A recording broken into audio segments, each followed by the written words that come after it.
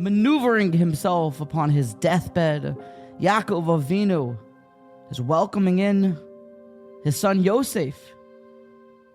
He's organizing his affairs on his deathbed, setting up his brachos, assembling his children to foretell their futures. And when Yosef comes in, the pasuk tells us that Israel prostrated himself towards the head of the bed. Why? Why is it vayishtachavu al reish hamita? Says Rashi, well, because the divine presence hangs out at the top of an ill person. That's why Yaakov was maneuvering himself on his deathbed towards the head of his bed, to turn towards the Shechina. It's a good place to hang out.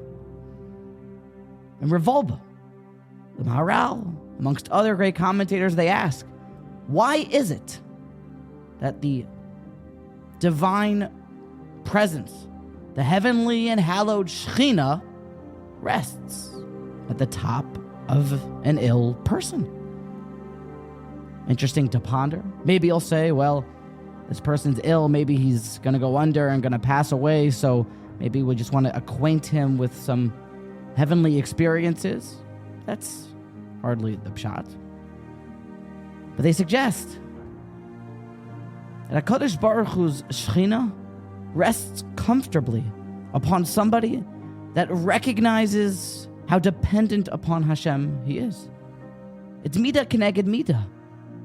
That an ill person is naturally and forcibly succumbing to Mother Nature, succumbing to the will of HaKadosh Baruch Hu, and he's forced to understand this lesson of his own feeblenesses and inadequacies and just how dependent upon HaKadosh Baruch Hu he is.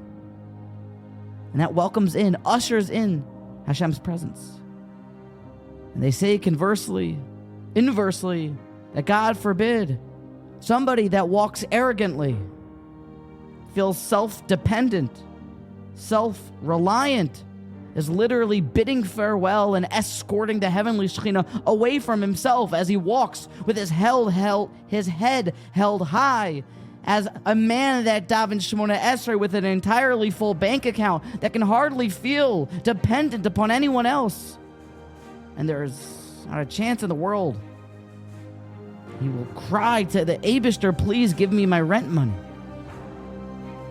There's a certain less of a connection and realization of the Shechina.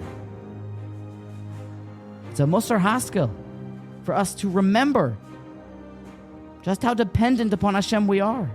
And even in those moments when we see our lives, God forbid, flash before our eyes, and we get that realization, we see how weak we really are and just how feeble the human body is and how badly we need Hashem for everything. It's important that we remember that, internalize it, so that we constantly remember HaKadosh Baruch Hu and welcome the Shechina to reside with us all the days of our lives.